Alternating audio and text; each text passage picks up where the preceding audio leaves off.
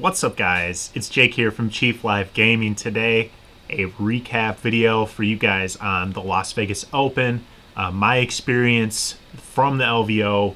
I went for the first time this year. I had an amazing time.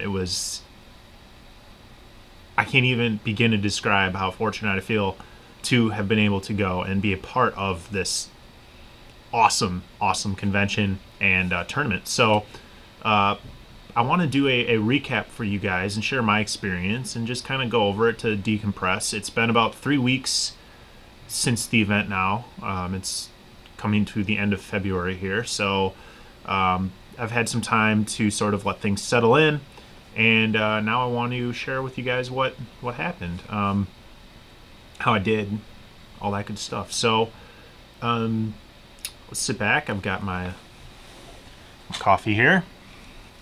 And it's probably going to be just a talk and a chat. So grab your paints, grab your, whatever you're doing, your hobby tools, and let's dig in. So Las Vegas Open was a 4-day sort of event for me.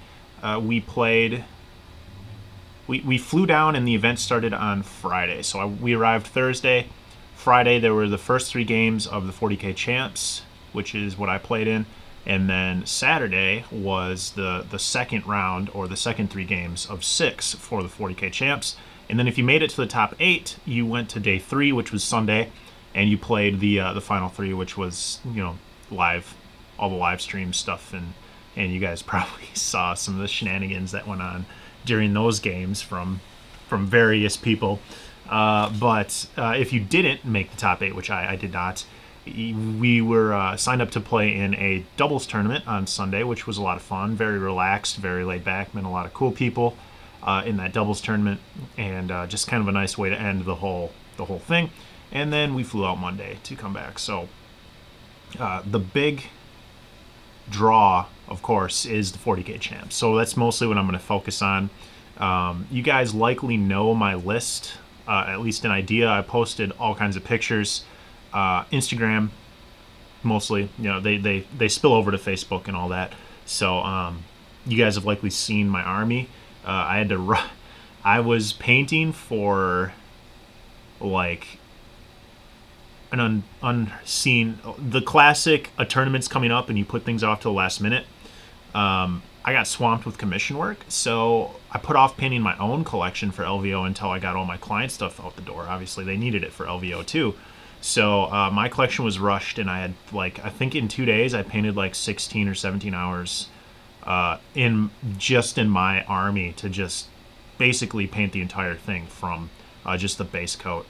And that would not recommend, but they turned out pretty good, I think, and I was happy with their overall sort of appearance. So that was fun. What I'm going to do is post the list I used down in the description. So if you guys want to look at the list in specific detail, you can do that there. The sort of the overview for the list, I brought ELDAR. They were not Ynnari. It was CRAFTWORLD. I went with UL'THWE for my main sort of bulk instead of UL'THWE, which was a sort of a controversial choice. Main reason being 6-up Feeling No Pain is only slightly worse than the -1 to hit, if you think about it, as far as like small arms fire coming in, multi-wound things, it gets different, but very close. They're still both very, very good, right? But the UL'THWE stratagem rather, that allows your guardians to fire a +1 ballistic skill. It's an UL'THWE specific one. Very good. I wanted to take advantage of that. And then Fate Reader was a Warlord trait or a relic, I can't remember which one, that gives you command points back. Just kind of some cute little stuff, nothing crazy. But I went with UL'THWE. We've got 30 Guardians in 2 different groups with some heavy weapons platforms to tank some wounds with their 3-up save. The big thing was we had, of course, some Dark Reapers. I think I ended up with like 15 Reapers. 1 bigger unit, and then 3 smaller units to get those Exarchs in with the Tempest launchers. Don't leave home without them. We had some Shining Spears for a Spear Bomb. Of course, being supported by a Warlock and a Spiritseer, Warlock Conclave, to give them the Quicken so they can move get quickened, move again, charge, shoot. It's pretty nasty. Caught a lot of people off guard. Very neat. Little trick, even better with Inari for obvious reasons. Soul Burst. And then we had some Swooping Hawks. 15 of those coming down, being annoying, getting me recon points, that kind of thing. And then from there we had 2 Farseers, 2 Autarchs, all on bikes rather. And I think that was pretty much it. Nothing, nothing crazy, nothing, just kind of core good units for Eldar. So that was the list. Before we dive into the game-by-game stuff, I've got my packet here from the event. I'll set this down. I want to talk about sort of my broad stroke thoughts about the event. So the big thing was there were 2.5-hour rounds, and that included setup time. And there's a hard dice down after 2.5 hours, and guys, that is not enough time for 2,000 points. Because we would basically show up to the table, hey, how's it going? Here's my list. Here, take a look at it. Do you have any questions? Okay, what's your list? Okay, what are we doing? What are the secondaries? What are our warlord traits? There's a half-hour setup, or 15 to a half hour, depending on how fast you are. You get your army set up. You've got 2 hours to play. And then depending on your army, you might not even really come into power until turn 3, really. If you've got like a close combat-oriented army that's a little slower to move across the table, turn 1's kind of a wash for you, right? Whereas other armies really are meant to take advantage of that alpha strike, which is so popular nowadays. So there was kind of that weird dynamic where it's not like people were slow playing, but really, I got 3 turns almost every single game except for 1 or 2, and that was very common, across my entire team, Beast Coast, who I was kind of enlisted into this year. Everybody said the same thing. We're all getting 3 rounds, and that's just, it's not great.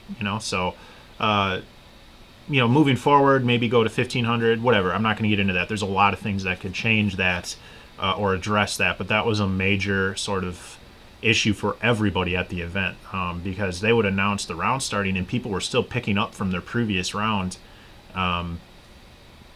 Whatever. So that was a thing. That was a big thing. The terrain was good, and I want to again preface this comment by saying I loved the terrain overall, but the terrain table to table was not balanced. So you'd have one table that had 5 or 6 bunkers that you could go into and hide in, which, why they were bunkers in the first place, nobody knows, but you could literally go into these bunkers and hide there and, win, essentially, depending on your army, depending on your matchup. And there were some tables that had no bunkers, some tables that had absurdly high line of sight, blocking pieces, no runes, so the consistency wasn't quite there. Although, from a narrative standpoint and from a theme standpoint, they did a fantastic job of making each table very themed, very cool, very, very nice to look at. And so that I was very pleased with that. But just from a gameplay standpoint, a little bit inconsistent, and that leads to some problems game to game. But, again, these are just gripes that I'm trying to find, really, more than anything. But that was kind of an issue for a lot of people that I was talking to, and a lot of people I know, kind of game to game. Weird things were happening with the terrain, but I mean, you're throwing an event for 500 some people. It's like impossible, to get. I understand why it was that way. You're not going to have perfect terrain unless you're Nova, Mike Brandt. Love, buddy. So, yeah, the terrain, kind of a question there. But overall, awesome. Awesome time. A lot of great people. I met Ace Face. Ace. I don't know if you watched this, buddy. Fantastic guy. We might have talked more if we had or if we had longer rounds. But he actually played my friend that I flew in with, my close friend Cameron. He played him game 2, I think. He was the Harlequin player that I think he mentions in his recap video, the Harlequin player with Eldar.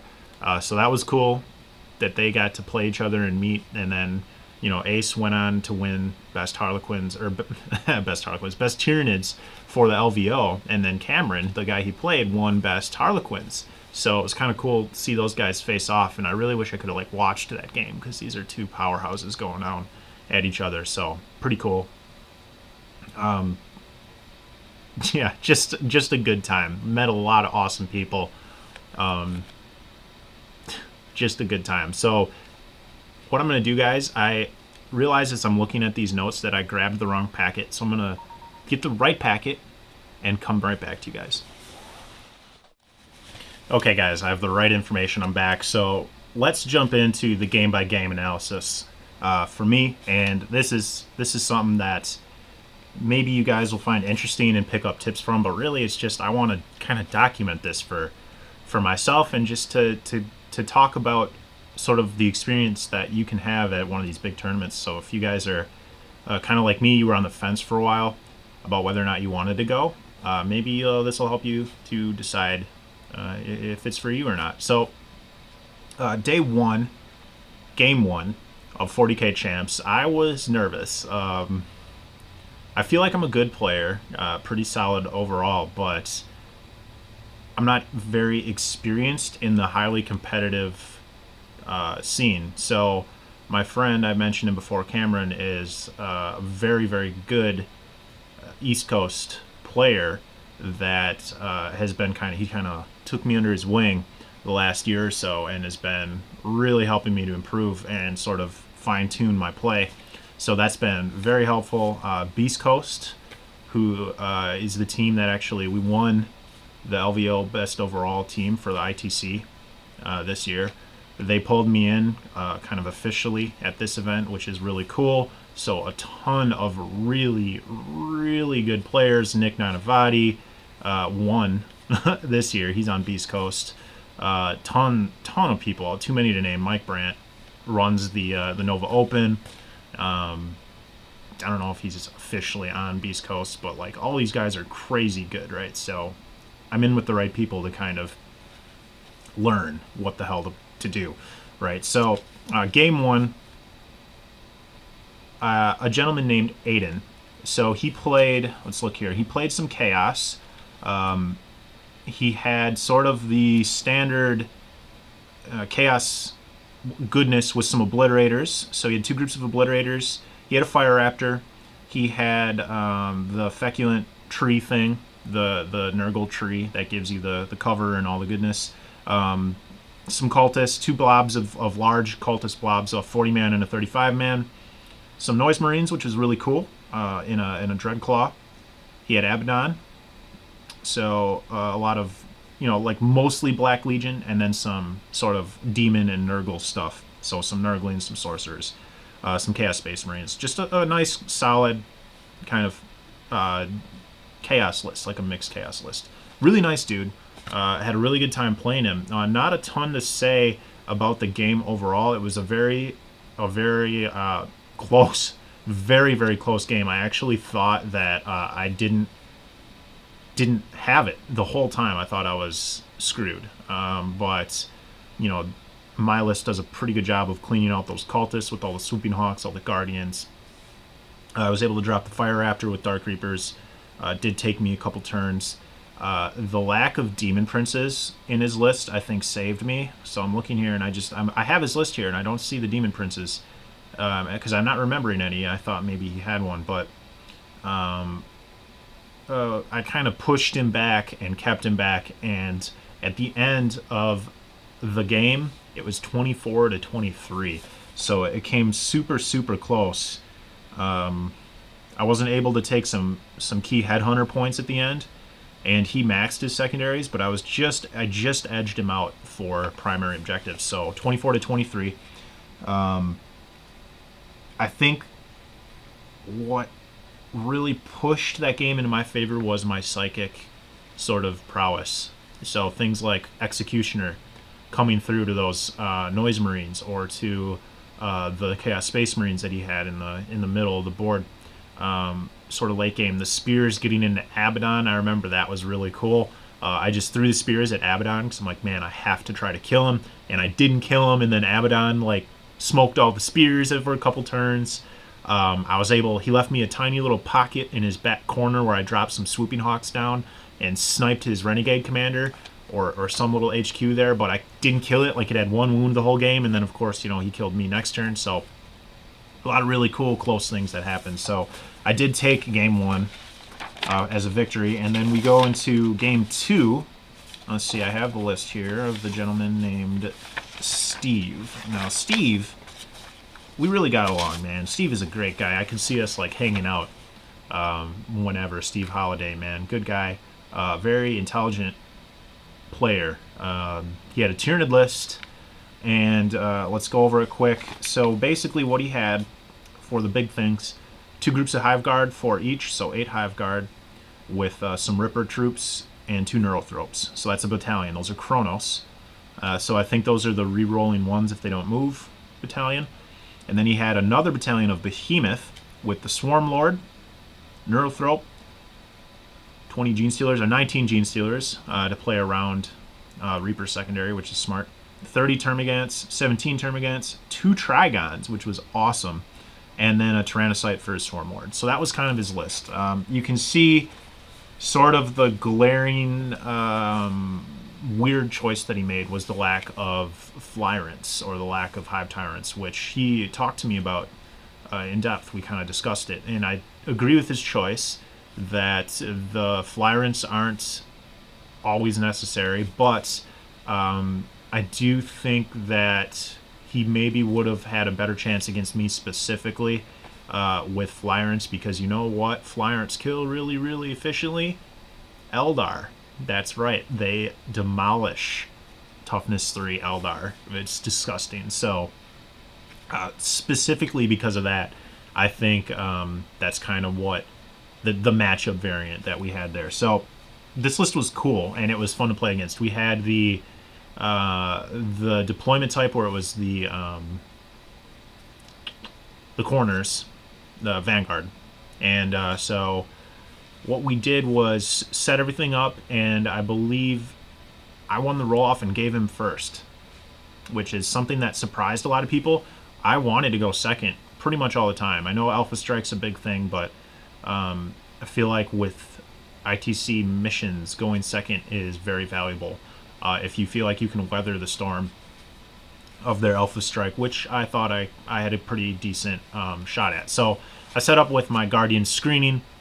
I did a Webway strike with one of my Guardian units, so they can basically deep strike in at a later point. It's something that Eldar can do with the Stratagem. And so I held 1 unit of Guardians, and I believe that was all I held. Maybe I held the Spears or just kept them back. I think I held them in Webway as well. I'm not sure. But I screened out with my second unit of 15 Guardians and made kind of a Congo line and kept everything back to support it. Put my Dark Reapers down in a blob with my Farseer next to it. So, of course, you can do the... I think it's called Forewarning. I can't remember now. I've washed my brain of Eldar stuff for a little while. Where you can basically, when somebody deep strikes down, you can intercept that model with your Dark Reapers if they're within 6 of a Farseer and you spend a command point or 2 command points or something. Really good, as you can imagine. So that was kind of my plan, was to see where he deep struck and try to get a cool snipe on one of his, either his Swarm Lord or like a Trigon or something. So he drops his Gene Stealers with the Trigons and everything in like this one corner area. I did elect to... He was smart and hit his Swarm Lord enough where I couldn't forewarn it because you need line of sight. So I ended up shooting at a Trigon and bringing it down to like 1 wound or something. So I did a ton of damage to a Trigon. He crashed my lines with his Gene Stealers, and he had a nice sort of setup where he could double attack, and I think that's a Kronos thing or a Behemoth thing. But he crashed through my lines with ease and got into my Reapers, got into everything. It was bad times, right? But what saved the day, and really the only reason I ended up winning, I think, was I had the Shimmer Plume on my Autarch Warlord, which is you have -1 to hit flat. So in combat, from shooting, if you target my Warlord, this Autarch, you have -1 to hit him. His Trigons got into my Warlord, and this one Trigon, he had rerolls. He had rerolled a wound or something. Like, absurdly bad dice. A Trigon over, I think it was 3 rounds of combat, could not kill an Autarch on a bike. It was absurd. Like, I made some 4-ups, but it wasn't even my saves, my invulns. It was like he just rolled so bad, and that Shimmer Plume, because he was hitting on 4s instead of 3s, he rolled like 5 or 6 3s or something. So like the Shimmer Plume was just crazy that game. So let's see the score there. Let's see, 25-19 for me. So I was 2-0 at that point. And really, I just was able to kind of get into his Hive Guard with my spears and mop those up. And from that point, I kind of was just delaying in his backfield the Trigons, and I ended up cleaning out the Gene Stealers with the Dark Reapers, and Swarm Lord. Kind of, I was able to stay away, keep away with the Swarm Lord, because Eldar is pretty quick, and ended up taking it. So a very good game. Again, I think with that, just the Autarch being alive as long as he did slowed him down so much that I was able to take that. So that was game 2. Now, game 3, let's see here. If we flip through the old packet. Steven, and he's a Marine player that I don't have the list for. I must not have kept his copy. But I do remember a bit of his list. Let me just think here. He had a Calexis Assassin with some Raven Guard Vanguards, with the Thunderhammers and Storm Shield guys that can drop in and do nasty shit. Some Scouts, Predators. He had 3 Predators, full las, some Quad Mortar things that don't need line of sight. They weren't particularly strong, but they were annoying. Some Scouts, attack squads. Nothing too crazy other than that. I think that's the gist of his list. The one problem with doing this video 3 weeks later is I'm not really remembering things as well. But that game wasn't as close, and this was game 3 fatigue, I think, for both of us. I was dragging pretty thin. I could tell maybe he was a little bit burnt out as well from the just playing so fast through this event to try to get through all the turns. He put his Predators down, and we had this was sad, but basically this terrain saved my life in this game. He had 3 Predators, as I mentioned, with las, so he could rip open like my Wave Serpent that I had to put all my troops in to hide them. My Dark Reapers, so they could, be safe for a turn. He could just rip that open, kill all the Reapers. It would have been bad. So we had the long deployment. So what's that called? Crap. I'm gonna look at it now. I don't want to tell you guys. I got the rule book right here.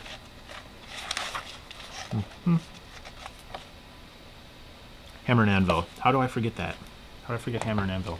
So the short ways, right? You have your short edge, 24 inches up. So you're shooting down this rectangle, this long, narrow rectangle. And the way the terrain was set up, guys, I had 2 buildings in my deployment zone, and I could hide my entire army pretty much behind these buildings, and then I put the Guardians out to screen his Deep Strike, his Vanguard, buy myself a turn. They were throwaway.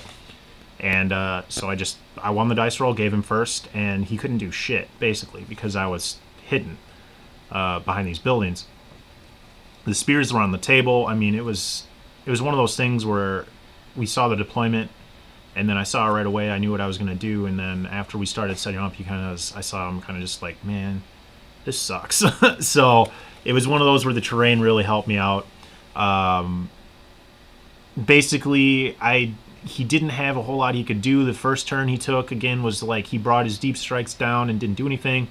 In my turn, I literally stayed behind the buildings and just Tempest Launched him because I don't need line of sight. And then pushed up with my Guardians and used some psychic powers to thin out the Vanguard that he dropped in front of me. And then we actually got through 5 turns here because my turns were hiding behind a building. And for the first 3 rounds, then I realized how much I was sort of thinning his main force, and eventually he kind of just had like his predators left and a few things here and there.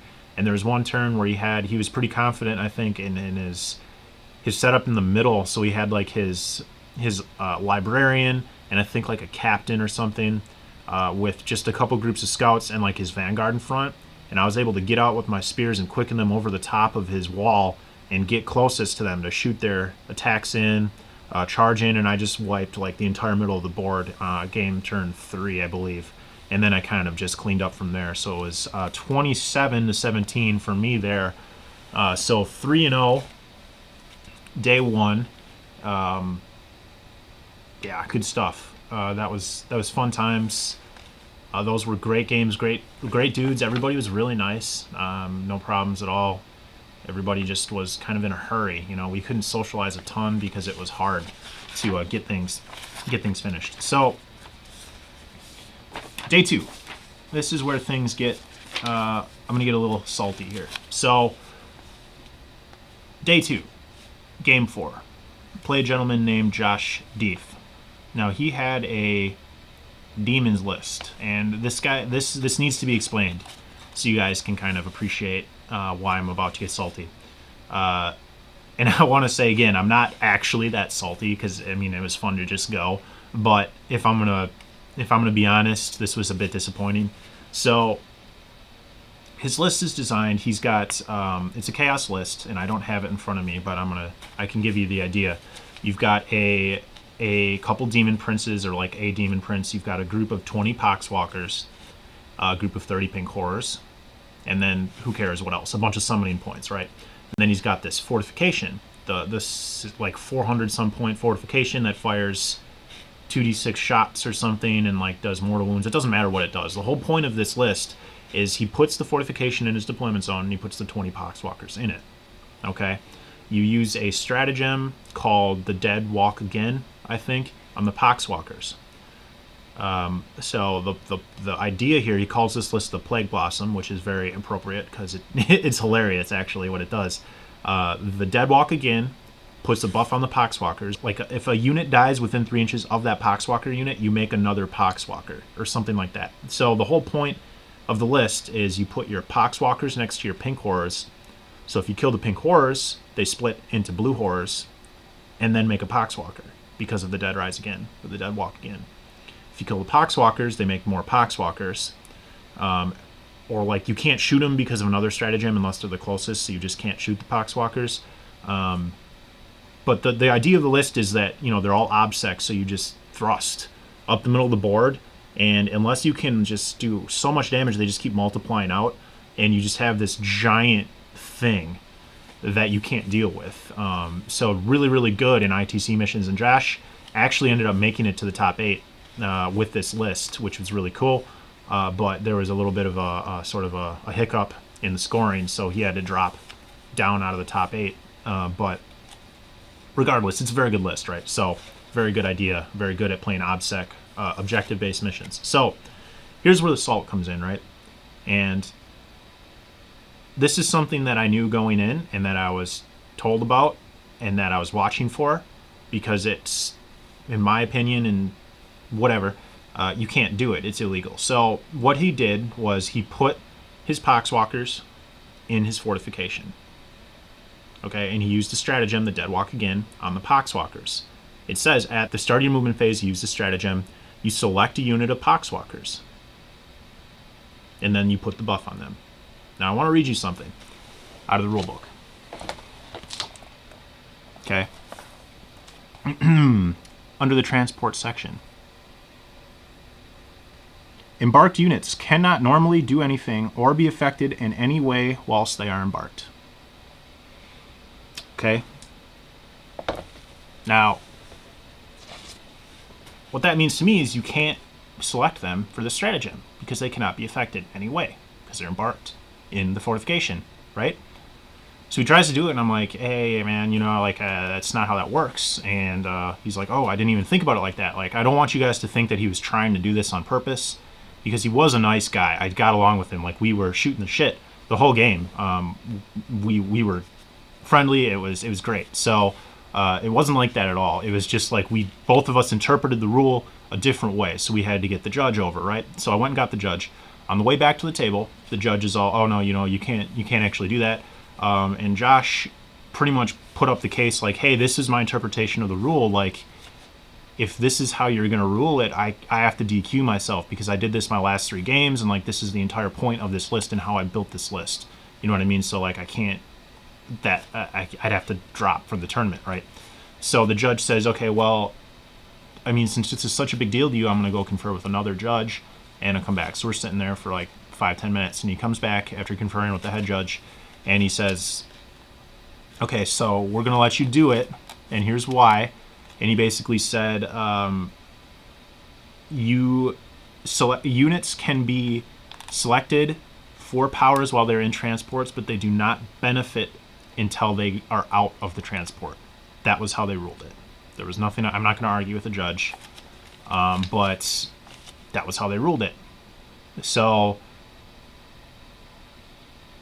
I had set up everything based on the fact that I knew as soon as his poxwalkers came out of the building, I was going to just blow him up and win, right? I mean, once that is, his list is built around that. He wasn't kidding. So if you just delete the poxwalker unit, you win, basically. And so we weren't able to go back and like redo the entire game based on like, hey man, like I set this up based around the thought that this is how it was going to work, and now it's not how it works. So like it's kind of a wash. But we had a really good game anyway. It ended up being really close, and unfortunately, you know, there's not much you can do there. You're not going to argue with the judge. You're not going to like sit there and pick it apart. That's how he ruled. You go with it. And so that was that. And he ended up taking that one 19-7, I think I pulled, which was okay. I kept him. I feel like I blocked a lot of points from him in the game, and there really wasn't. It was Vanguard, so again, we had the long corners. So like there was a couple rolls that like on average I should have done something that didn't happen, and I think I could have actually won the game regardless, because he kind of messed up and left me a hole for the spears to drop in and then quicken over, and I actually was able to shoot and charge a Demon Prince, but I didn't kill it somehow. So that was like a 3-point swing, and then every turn after that, it was like I missed the kill a unit point every turn by like a wound or a dude or something. So a good game.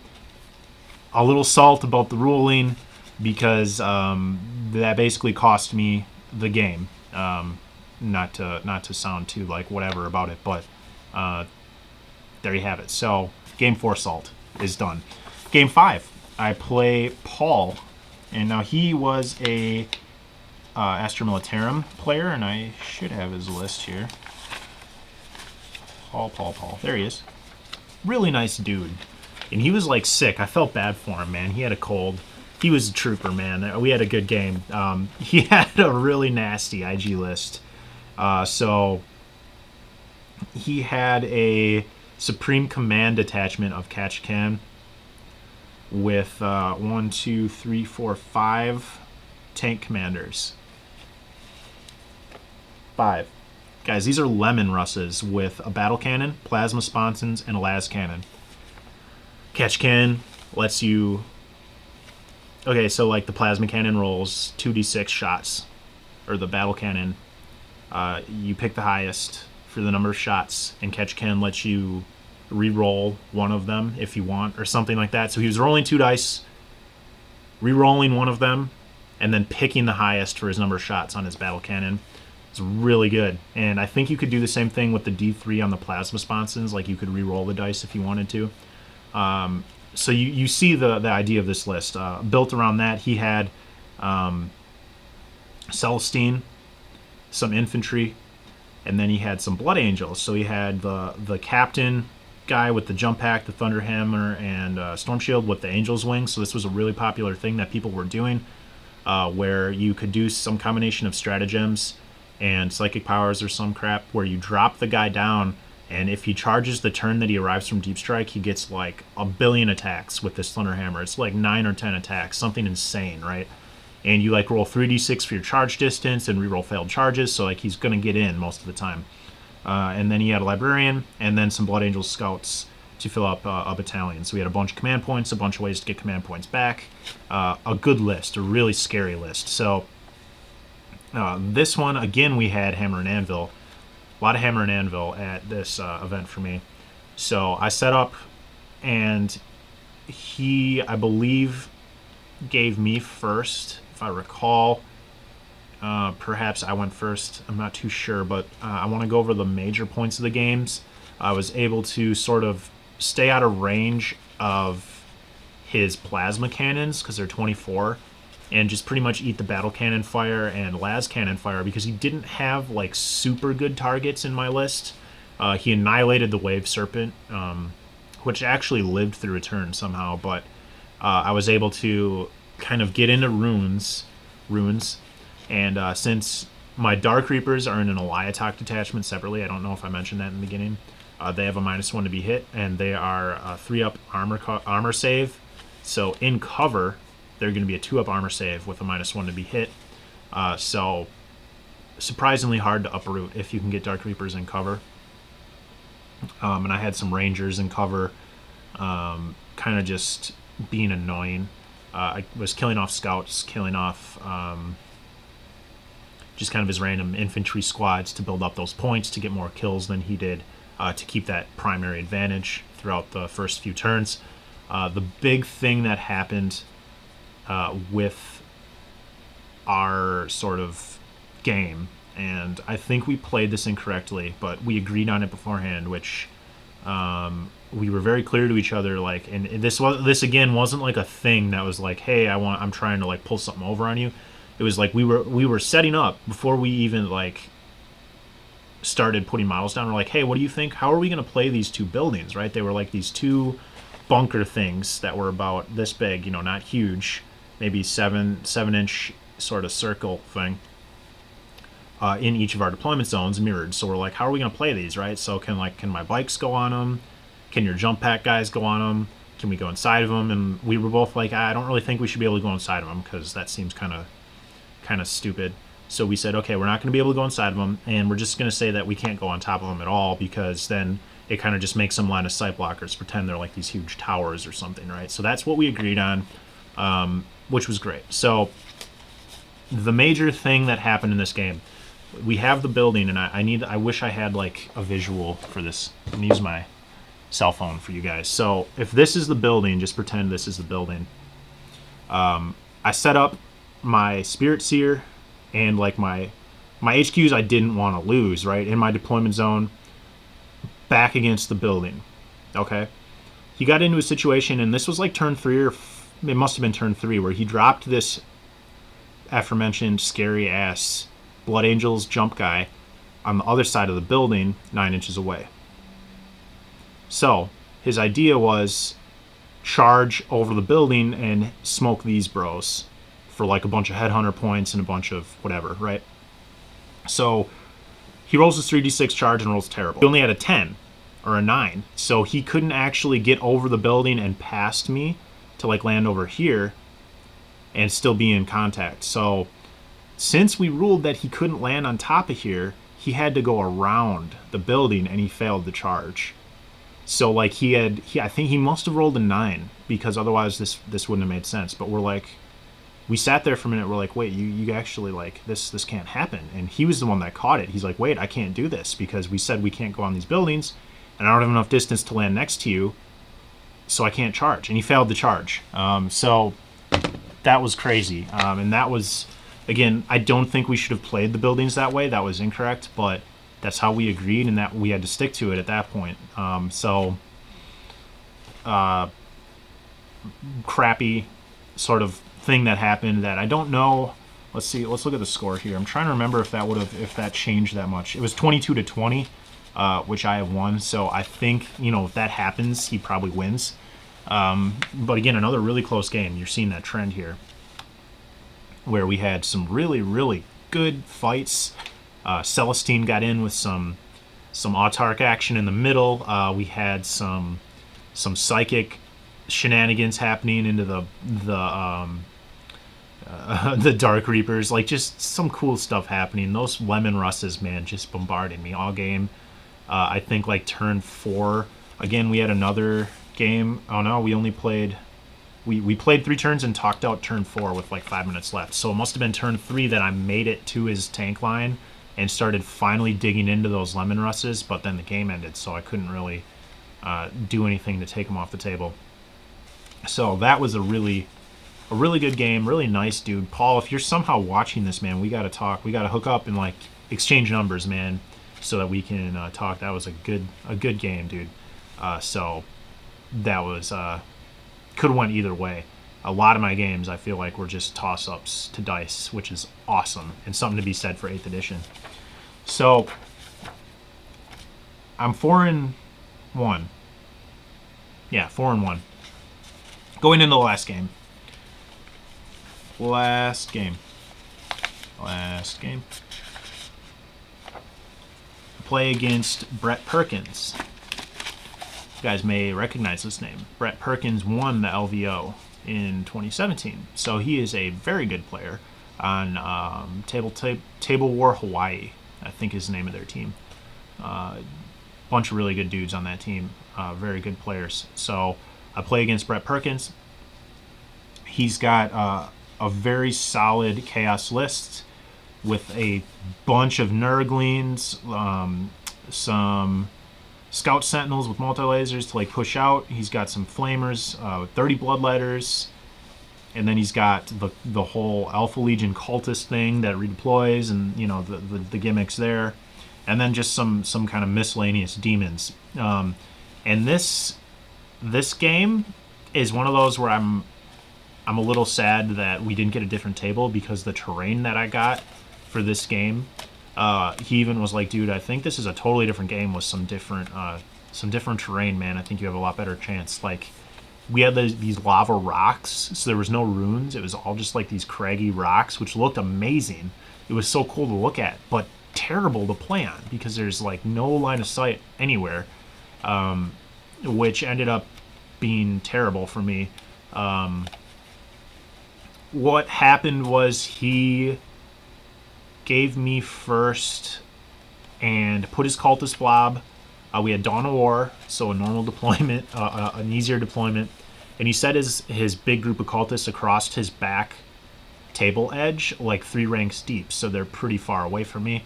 And then once I knew I had first, I did the Phantasm, where you can redeploy 3 Eldar units.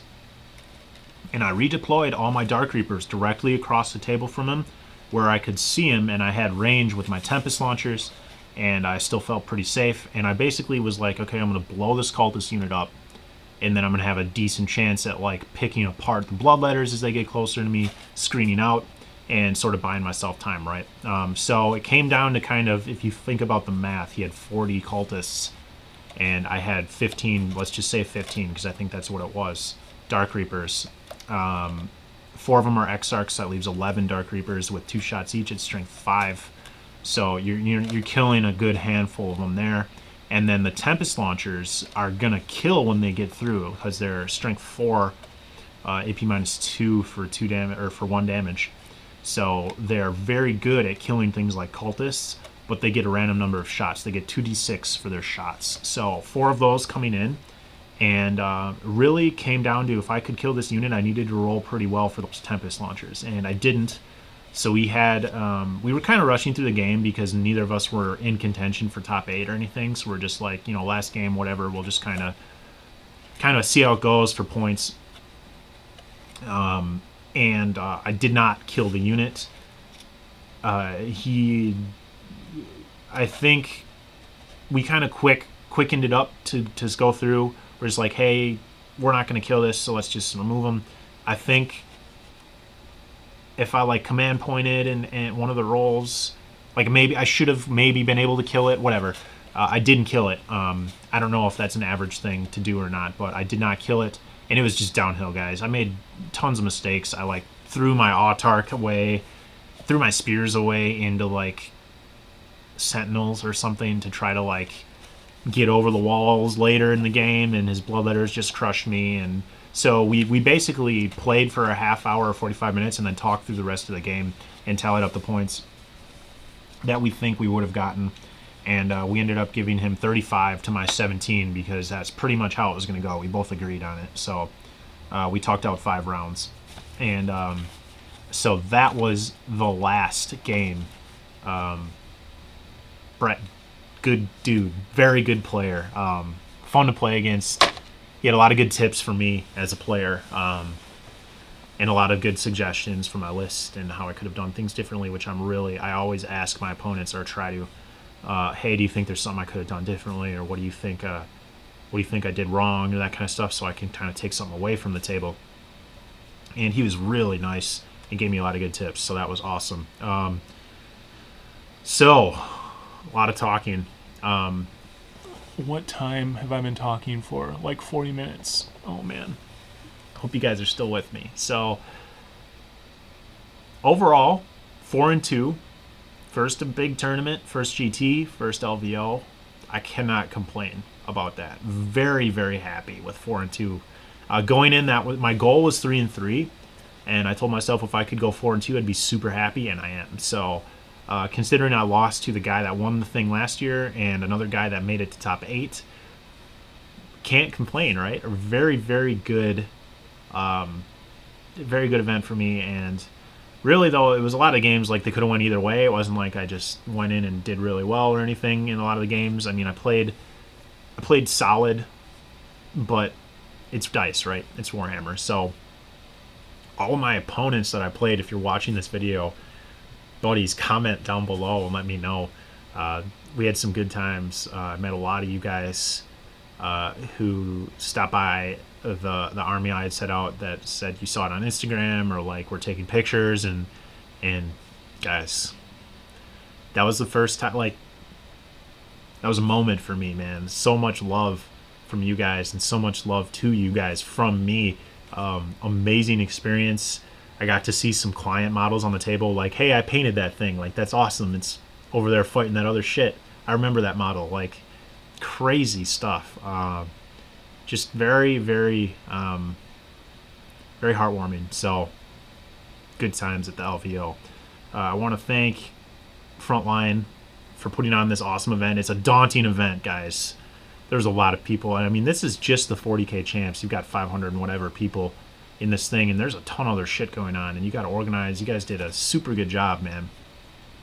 Just some, like I said, some minor crap that I'm kind of finding that to complain about. I mean, everybody's going to find something that they can complain about, right? But overall, man, awesome event, and just like a flagship tournament, a flagship GT for Warhammer 40K. So, if it wasn't so damn expensive to fly down there and stay in Vegas, I would go every year. But guys, it's just so expensive for a guy like me that I don't know if I can make it next year. I don't know when I can do it.